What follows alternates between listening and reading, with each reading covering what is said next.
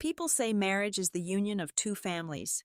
No one told me my marriage certificate was a gilded corporate takeover contract. For 5 years, I slept beside a man who kissed me every morning while his mother quietly planted 27 parasites into my father's biotech empire. They thought I was a naive girl blinded by love. But when the judge's gavel officially ends this marriage, the death sentence for their greed finally begins. Welcome back to Maya Revenge Stories. As you might know, YouTube has recently disabled our monetization, leaving us without a budget to keep producing the content you love. If you find today's story captivating, please consider supporting us by joining our Patreon, where you can listen to exclusive, true stories that are longer, feature incredibly detailed situations we cannot make public here, and include multiple emotional voice actors bringing one story to life. You can join by simply scanning the QR code on your screen or clicking the Patreon link in the video description or the comments section. Now, let us dive right into today's story, where I, Madison Green, learned the true cost of trusting the wrong people. I was 32 years old and serving as the Chief Operating Officer of Horizon Ecotech, a pioneering smart water filtration company based in Denver, Colorado. My father built this company from the ground up. It was his life's work, and eventually, it became mine. Walking through the sleek, glass-walled corridors of our headquarters, I felt a deep sense of pride. We were saving ecosystems and changing the way cities managed clean water. I thought I had everything under control. I thought my life was a perfect balance of a thriving career and a loving marriage. My husband, Julian Sterling, was a dashing architect. He was the kind of man who wore bespoke suits, but always kept his sleeves rolled up, projecting the image of a creative soul burdened by the rigid corporate world. Whenever I brought work home, he would pour me a glass of wine, massage my shoulders, and say, "Darling, I leave the spreadsheets and the corporate warfare to you. My brain is strictly reserved for blueprints and aesthetics." It was a brilliant, flawless facade. He created a completely safe cover, making me believe he had absolutely zero interest in my father's business. Then, there was his mother, Beatrice Sterling. Beatrice was a quintessential high society matriarch. She wore pastel designer suits, hosted lavish charity galas, and spoke with a practiced, soothing tone that masked her calculating nature. Beatrice used a very specific tactic to weave her way into my life and my family's legacy. She weaponized charity. It started small, shortly after our wedding. Beatrice invited me to one of her famous weekend tea parties. As she poured Earl Grey into delicate porcelain cups, she sighed heavily. "Madison, dear," she said, her eyes brimming with manufactured sympathy. "My second cousin's son is having such a hard time finding his footing. He is brilliant with computers. Do you think your father's company might have a tiny, entry-level opening for him? It would just be a favor to family." I smiled and agreed. How could I not? It was just one IT guy, but over the course of 5 years, that one favor multiplied. Beatrice constantly found relatives, friends of friends, and loyal acquaintances who desperately needed a helping hand.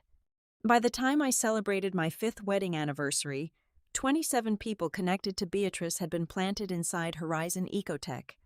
They were never given executive titles. Beatrice was far too smart for that. An executive draws attention. Instead, she placed them in strategic, low-profile positions that silently controlled the lifeblood of our company. They were server managers who routed internal communications. They were legal assistants who drafted non-disclosure agreements. Most importantly, they were data analysts in our research and development department. They were the invisible gatekeepers of our most valuable information. The air in my own company slowly began to feel stifling, though I could not explain why. A strange, suffocating grip was tightening around my throat. Yet every time I looked at Julian, he just smiled his charming smile and kissed my forehead. I was sleeping next to the enemy, completely blind to the rot festering in my own house. The turning point came on a rainy Tuesday evening. I was reviewing a testing report for our next-generation biomembrane filter. It was our flagship project, a highly lucrative patent in the making. As I scrolled through the logs, my eyes caught a minor discrepancy. It was not a glaring error, it was just a tiny fraction of a millisecond delay in the server timestamps during a routine data backup. I pulled up the raw network logs to investigate. What I found made the blood freeze in my veins. The testing data was not just being backed up to our secure internal servers. It showed clear signs of being copied and quietly funneled out to an external, unidentified server. My immediate instinct was to pick up the phone, call my father, and call security, but I stopped myself. My hand hovered over the receiver. If there was a data leak, the server managers would know I was looking. And who were our server managers, Beatrice's people? Instead of raising the alarm, I sank back into my leather chair. I began to quietly pull up the employee files of every single person Beatrice had recommended over the last 5 years. 27 files spread across my monitors. I mapped their access levels. I mapped their departments. The truth hit me like a physical blow. This was not a series of charitable favors. It was a highly organized, flawlessly executed underground network operating right under my nose. I realized that Beatrice's elegant weekend tea parties were not social gatherings at all. They were debriefing sessions. They were covert board meetings where my father's biotech empire was being slowly carved up and served on silver platters. The cancer had spread deep into the bones of my family, and I was the only one who could see the tumors. My first thought was to drive straight to the medical center, walk into my father's hospital room, and tell him absolutely everything, but I knew I could not do that. Just 6 weeks prior, he had suffered a massive myocardial infarction. It was a severe heart attack that nearly took him away from me forever. He was currently confined to a specialized cardiac recovery ward, hooked up to an array of monitors that beeped in a fragile, terrifying rhythm. The leading cardiologist had been explicitly clear with me: any severe spike in stress or sudden emotional trauma could easily trigger a fatal secondary cardiac event. If I walked into that sterile hospital room and told him that the multi-million-dollar empire he had spent 40 years building from scratch was being gutted from the inside by my own in-laws, the shock would kill him faster than a loaded gun. I was entirely on my own. The crushing burden of saving Horizon Ecotech rested squarely on my shoulders, and I had to operate in absolute, suffocating silence. I realized immediately that I could not trust a single soul inside the company building. The moment I logged a standard IT support ticket or requested a routine security audit, the 27 moles would instantly know I was onto them. They controlled the communication lines. So, I had to look far outside the state lines. Using a prepaid burner phone purchased in cash, I contacted an elite, independent cybersecurity firm based out of Seattle, Washington. I hired a specialized team of 3 digital forensics experts, paying their massive retainer from a private, offshore account I had secretly maintained since long before my wedding day. We obviously could not meet at the office, and public spaces were entirely too risky. Instead, I quietly transformed the soundproofed wine cellar in the basement of my own house into a covert, miniature operations room, while Julian was upstairs sleeping soundly in our king-sized bed, feigning the innocence of a tired architect. I was 30 feet beneath him, breathing in the cold, damp air of the cellar. I sat on a folding chair, watching 3 glowing monitors alongside 3 strangers who were hacking into my own company.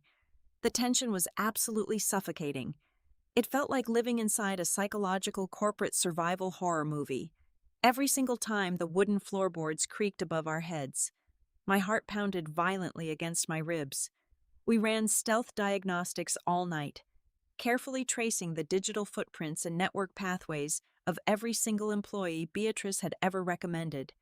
It took exactly 72 hours of grueling, sleepless, covert surveillance to unravel the full, horrifying scope of their operation. What the Seattle cyber team uncovered was far more sinister and sophisticated than I had ever dared to imagine. The 27 parasites were not skimming cash. There was no petty embezzlement of company funds. Their ultimate goal was infinitely more destructive. They were systematically siphoning our core technology patents, blueprint by blueprint, algorithm by algorithm. They were stealing the very DNA of Horizon Ecotech. These were not just basic files. They were proprietary R&D data for molecular water purification that would soon revolutionize the agricultural sector. The cyber team tracked the stolen data packets, bypassing our internal firewalls and flowing directly to a heavily encrypted server hosted offshore, after aggressively breaking through the security layers of that external server. They found the corporate registration documents for a brand new shell company. The company was named Clearstream. My stomach churned violently as I read the legal corporate structure displayed on the monitor. Clearstream was registered under an anonymous blind trust, carefully designed to hide the true owners, but the digital and financial breadcrumbs led to exactly one person. The sole beneficiary of the trust was Beatrice Sterling. My mother-in-law was not just planting employees for the sake of power. She was building a massive shadow empire using my father's life work as the foundation, preparing to launch a direct, devastating competitor. I sat in the dim light of the basement, nursing a cold cup of black coffee, trying to mentally process the sheer magnitude of Beatrice's greed. But the worst discovery was yet to come. I had always assumed Julian was merely a passive beneficiary of his mother's aggressive social climbing. I thought he was truly just the clueless, artistic architect he pretended to be. I was wrong. I was so incredibly wrong. Several months ago, I had installed a tiny, hidden security camera in Julian's home office because I suspected our temporary housekeeper was stealing from his vintage watch collection. I had completely forgotten about the camera's existence until one of the cyber experts ran a deep audio sweep of our local home network. He flagged an encrypted voice over IP phone call made from Julian's desktop computer just 48 hours prior. I put on the heavy headphones and pressed play. "Mother, you are moving entirely too slowly," Julian's voice hissed through the speakers. It was completely devoid of the warm, playful tone he always used with me. It was cold, sharp, and commanding. I reviewed the data extraction logs from the R&D department myself. The biomembrane files are still incomplete.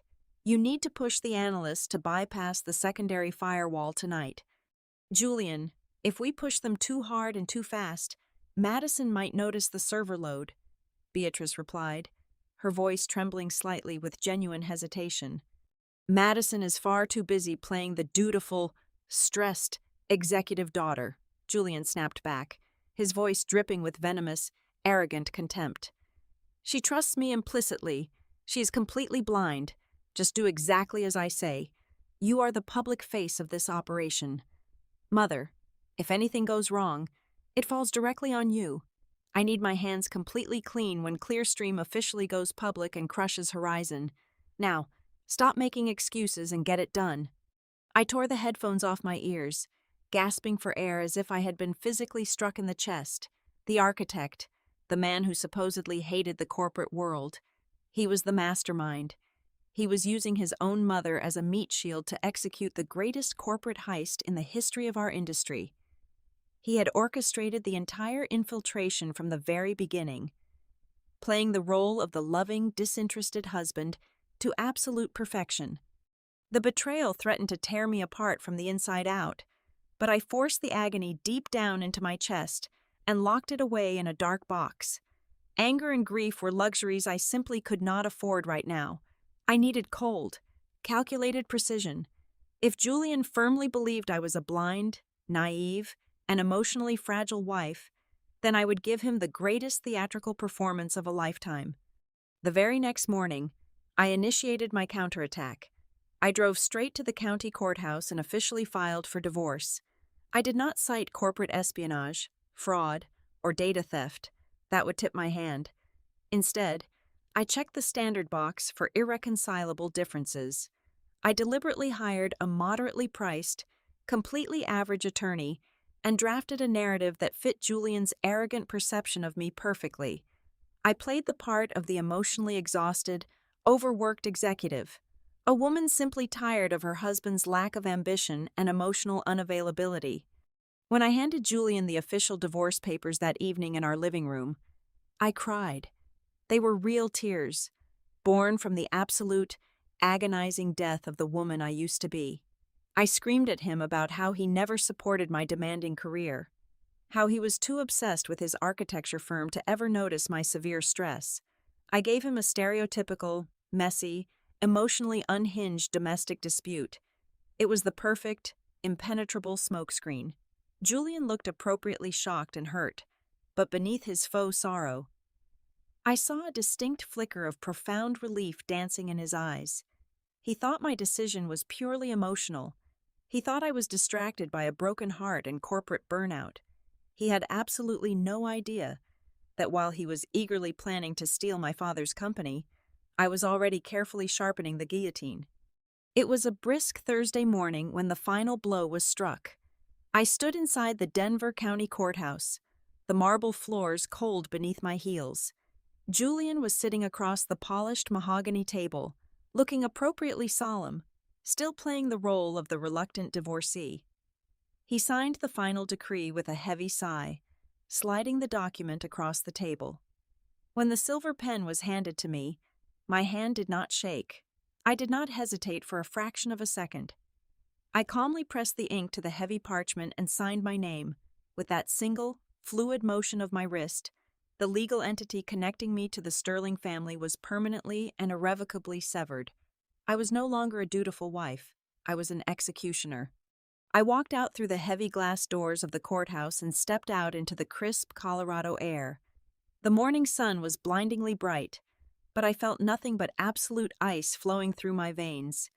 I reached into my designer handbag, pulled out my encrypted smartphone, and opened a heavily secured custom application. My thumb hovered over a single red icon flashing in the center of the screen. This was Protocol Zero. It was a highly aggressive, self-executing network rootkit that my Seattle cybersecurity team and I had spent the last 3 months secretly burying deep inside the Horizon Ecotech mainframe. It had been sitting there in the dark, waiting patiently for this exact second. I pressed the button. In less than 1,000th of a second, a catastrophic digital shockwave ripped through our corporate headquarters. Miles away, across the city, the steel trap snapped shut with brutal force. All 27 of Beatrice's carefully planted parasites were simultaneously eradicated from our network architecture, their biometric access keycards instantly deactivated, flashing an angry solid red light if they tried to move between departments. Across 4 different floors of the building, 27 dual-monitor workstations abruptly went completely black. Their internal email accounts were aggressively purged, their cloud server access was instantly revoked, and their administrative network credentials were permanently destroyed. They were digitally castrated before their fingers could even reach for their keyboards. I immediately dialed my father's private cell phone. He answered on the second ring, his voice slightly weak but steady. I had exactly 3 minutes to explain a massive corporate espionage coup without sending him into a secondary cardiac arrest. "Dad, listen to my voice carefully and do not speak," I commanded, keeping my tone unnervingly flat, steady, and authoritative. Julian and Beatrice orchestrated a massive intellectual property theft operation using 27 employees they planted inside our ranks over the last 5 years. I have full, undeniable forensic evidence. The threat is completely neutralized. I just digitally locked every single one of them out of the system. Do not panic. Your company is absolutely safe. But you need to authorize the private security firm I have waiting in the main lobby right this second. Before he could even process the initial shock of my words, I gave the green light signal to the extraction team. I had preemptively hired an elite, independent tactical security firm, 50 armed, heavily built guards dressed in unmarked black uniforms swarmed the Horizon Ecotech building. They moved with terrifying, orchestrated military precision. The office floor erupted into absolute chaos as the 27 moles realized their computer screens were dead. Some shouted angrily at the IT help desk. Others frantically slammed their fists on their keyboards trying to reboot their machines. And a few immediately reached into their pockets for their cell phones to frantically warn Beatrice. They never got the chance to make those calls. The security operatives descended upon their desks like a pack of starving wolves. "Step away from the desk right now." A massive guard barked at the lead data analyst, physically wedging himself between the man and the computer. "Do not touch your bag. Do not touch your phone. Stand up. Keep your hands where I can see them, and walk to the elevators." When a few of the legal assistants tried to argue, raising their voices and demanding to know what was happening or threatening lawsuits, they were met with a terrifying wall of silence and a firm, unyielding hand on their shoulders. They were not allowed to take their purses, their winter coats, or even a single scrap of sticky notepaper. They were escorted to the service elevators like common criminals caught in the act. The entire extraction operation was violently efficient. The malignant cancer that had been silently eating away at my father's legacy for half a decade was completely excised in less than 20 minutes. The building was thoroughly secured.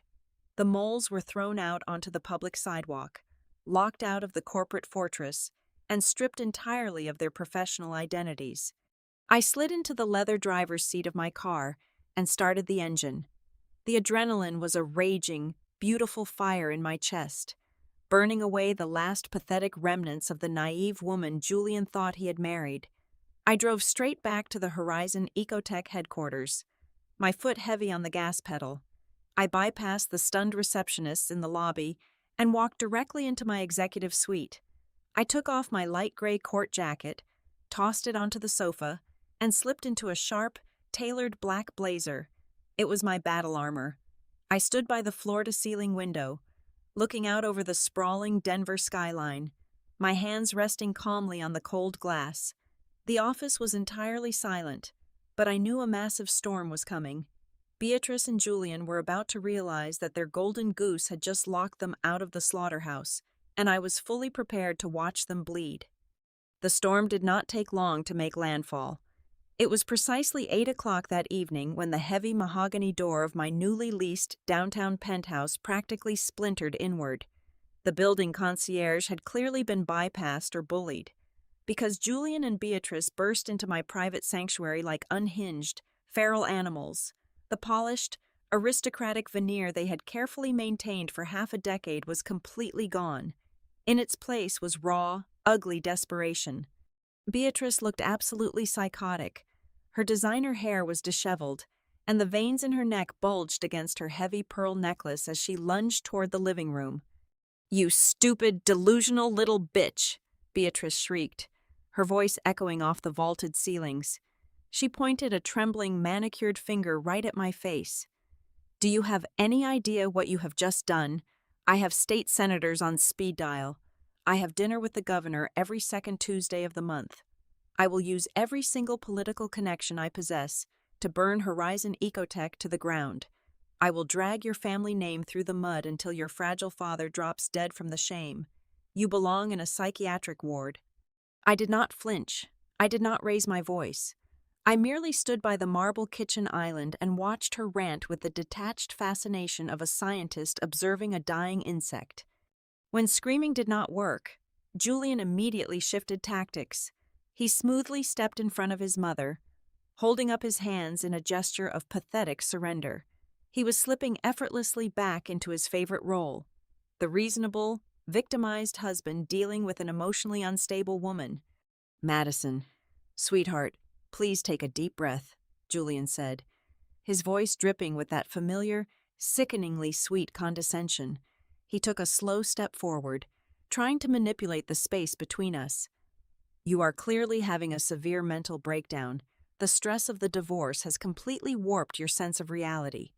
Firing 27 innocent people, sending armed thugs into the office.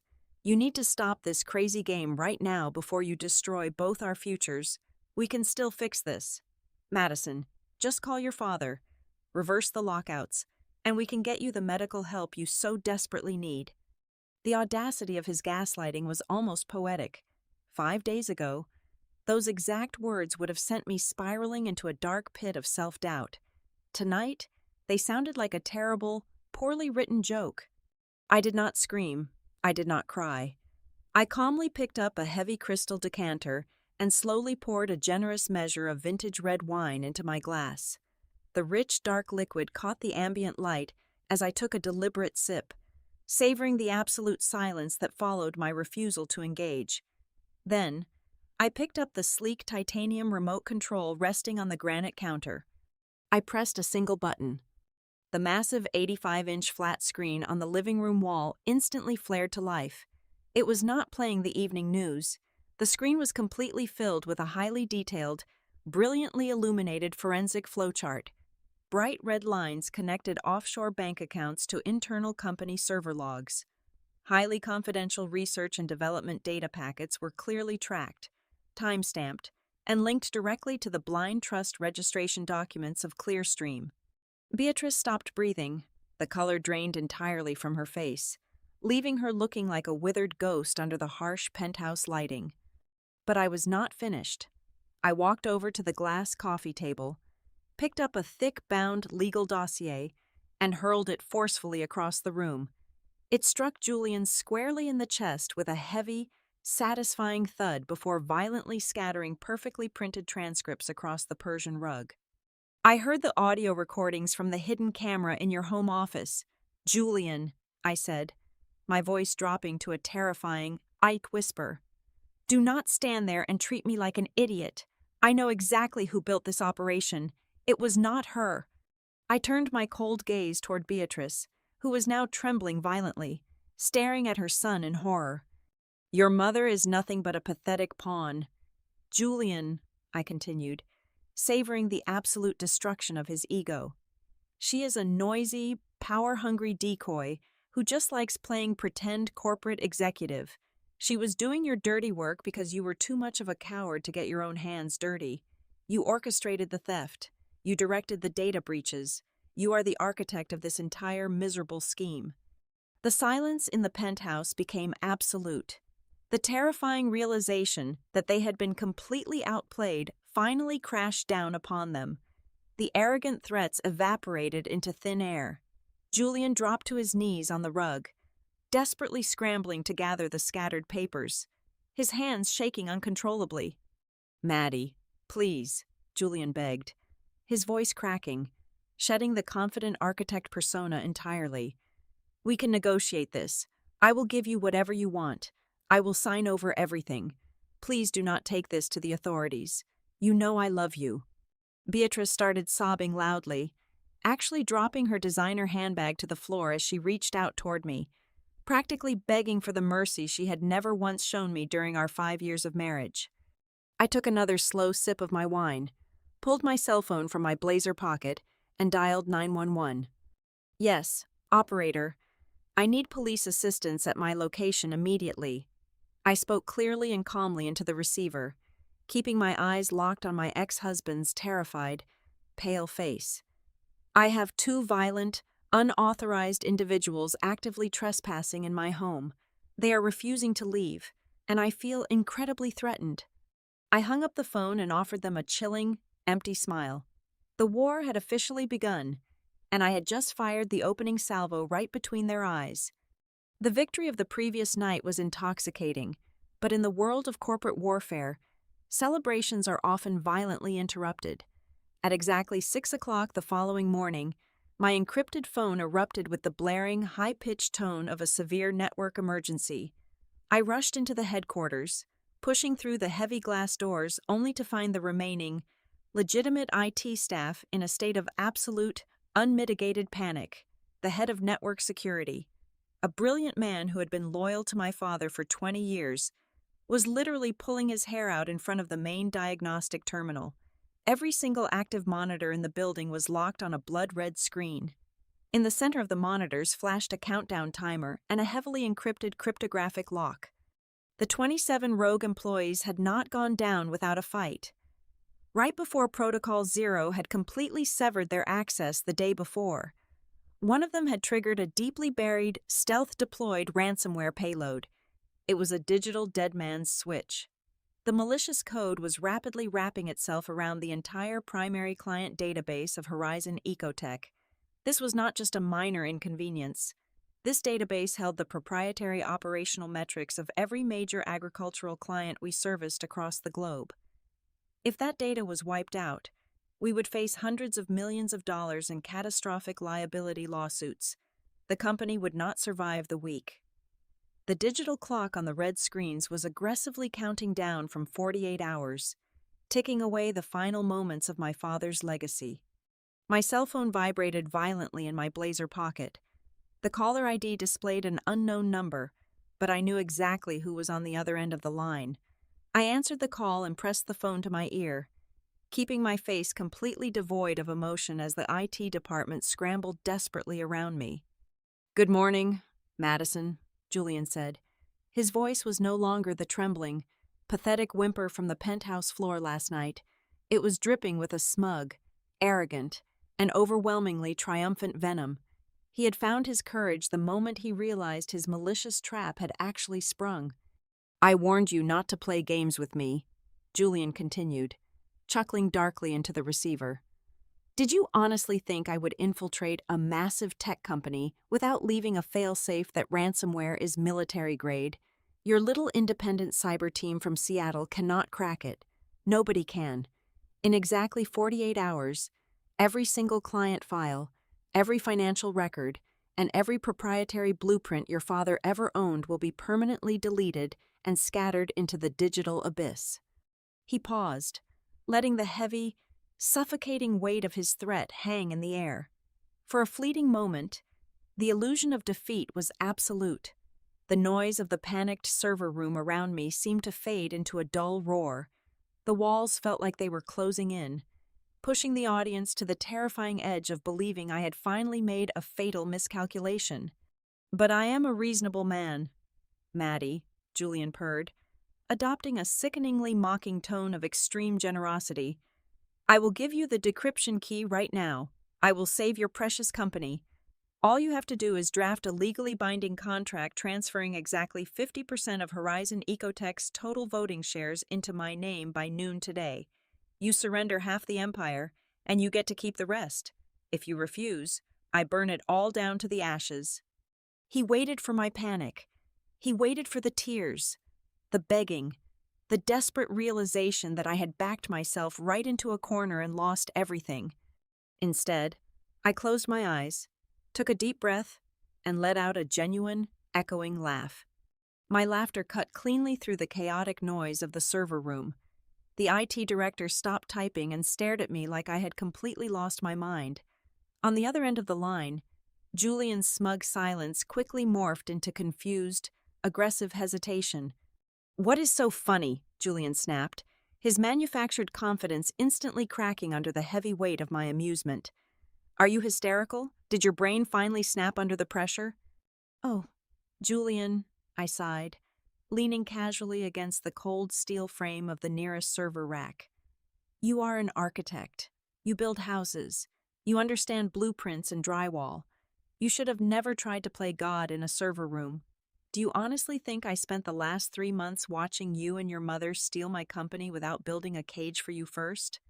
"What are you talking about?" he demanded, genuine panic starting to bleed back into his tone. "The database you just encrypted is completely worthless," I explained, enunciating every single syllable with cold, lethal precision. "The servers your people were accessing, the data they spent 5 years siphoning for Clearstream, and the system you just hit with your pathetic ransomware. It is all completely fake. 3 months ago, I had my cyber team build a massive, highly sophisticated digital sandbox. It is an isolated virtual server specifically designed to look, feel, and react exactly like our main mainframe." I could hear his ragged, uneven breathing over the phone line as the devastating truth began to crush his final, desperate hope. "I filled that sandbox with hundreds of terabytes of absolute digital garbage," I continued mercilessly. "Every research file you stole is fundamentally flawed. Every biomembrane algorithm your people copied will violently fail if you ever try to build it. You stole a mountain of toxic waste, Julian, and today, your brilliant failsafe just locked down a server filled with nothing but fabricated numbers and fake client names. You did not trap me. You locked yourself inside a burning room." "That is a lie," Julian screamed, his voice shattering into an unhinged, terrified pitch. "Where is the real data?" "The real company data was completely taken offline half a year ago," I whispered coldly into the receiver. It is sitting securely on encrypted physical hard drives inside a military grade, climate-controlled underground vault 200 miles outside of Denver. Your trump card is nothing but a pathetic joke. You have absolutely nothing left. Julian. I did not wait for his response. I ended the call, tossed the phone onto the nearest desk, and calmly instructed the IT director to simply pull the power cord on the infected decoy server.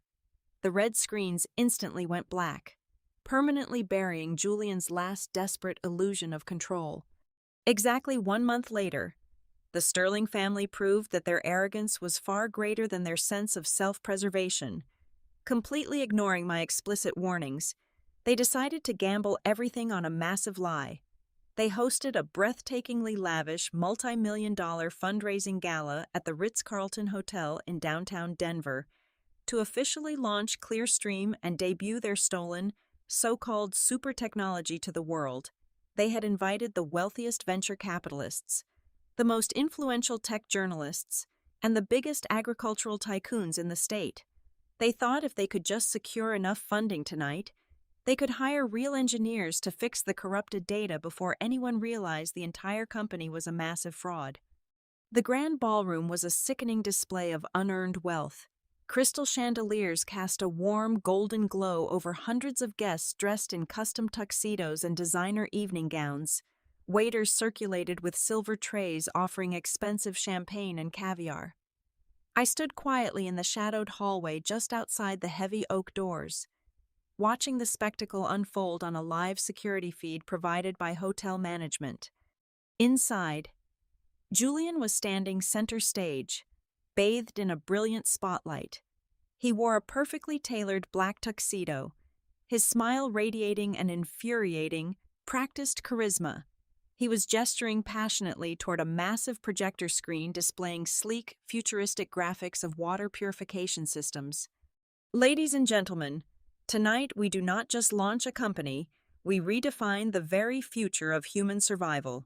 Julian projected his voice flawlessly into the microphone, soaking up the thunderous applause.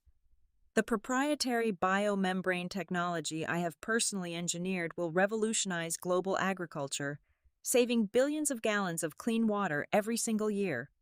Down in the front row, Beatrice sat at the center table, wearing an emerald green silk gown, clapping elegantly and beaming like a proud queen mother. It was a beautiful, flawless illusion. It was time to shatter the glass. I pushed open the heavy oak doors and stepped directly into the grand ballroom.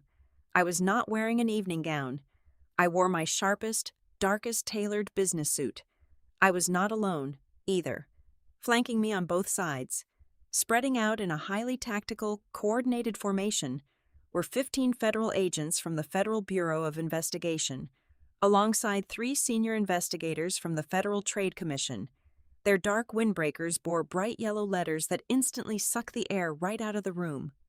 The gentle classical music playing in the background ground to a horrific halt. A deadly, suffocating silence swept across the massive room as hundreds of wealthy investors turned their heads to watch our procession. I walked straight down the center aisle, my heels clicking sharply against the polished marble floor. Julian stopped speaking mid-sentence. His charismatic smile instantly melted into a mask of pure, unadulterated terror as his eyes locked onto mine. Down in the front row, Beatrice gripped her champagne flute so tightly I thought the crystal would shatter in her hands. I did not stop until I walked directly up the plush red stairs and stepped right onto his stage. The federal agents secured the perimeter, locking the main exits and standing shoulder to shoulder by the front tables. I am so sorry to interrupt your brilliant keynote speech.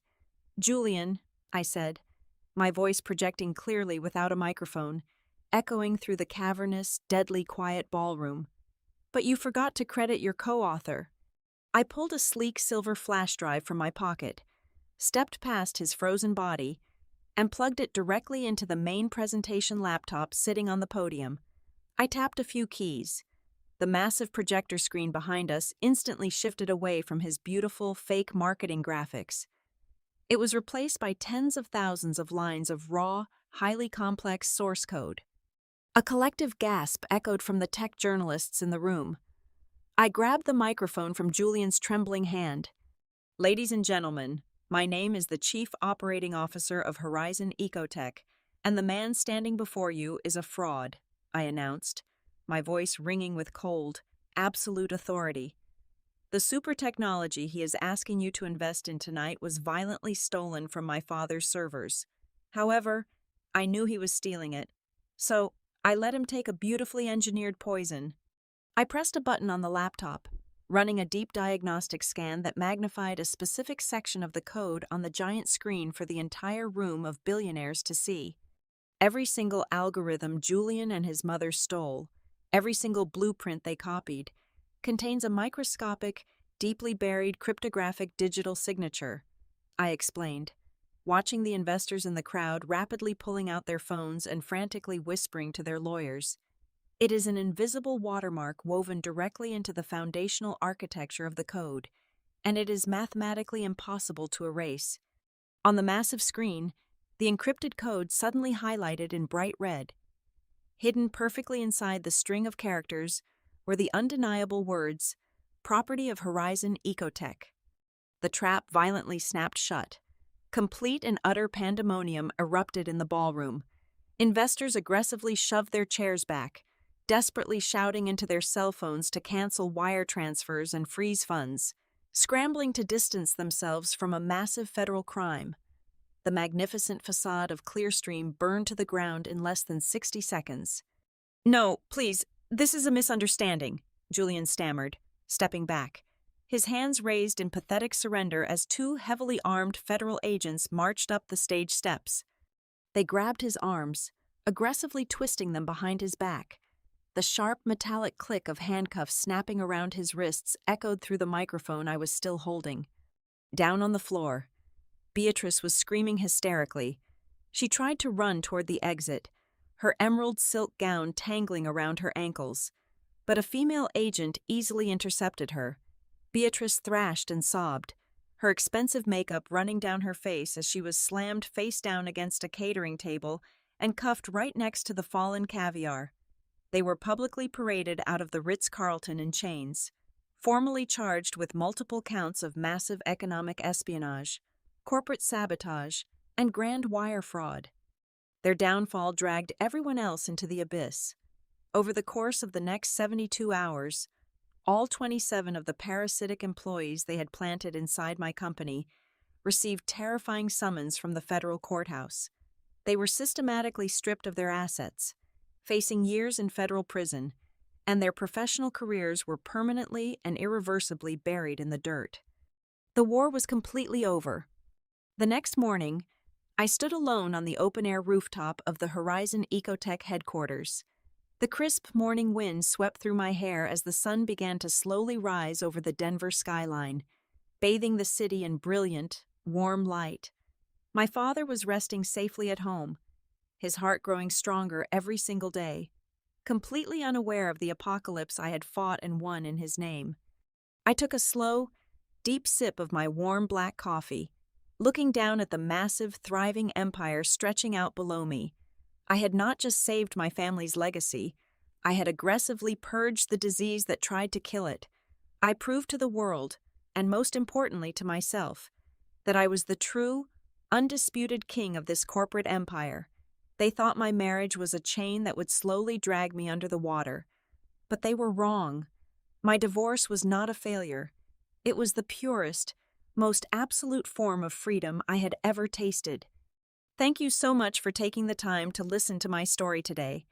I would love to know where in the world you are listening from, so please let me know in the comments below. As a reminder, if you found today's story captivating, please consider helping us keep this channel alive by joining the Maya Revenge Stories Patreon. There, you can listen to our absolute best, highly exclusive true stories that we simply cannot make public on YouTube. You can join right now by scanning the QR code on your screen, or by using the Patreon link provided in the video description and the pinned comment. Thank you again, and stay strong.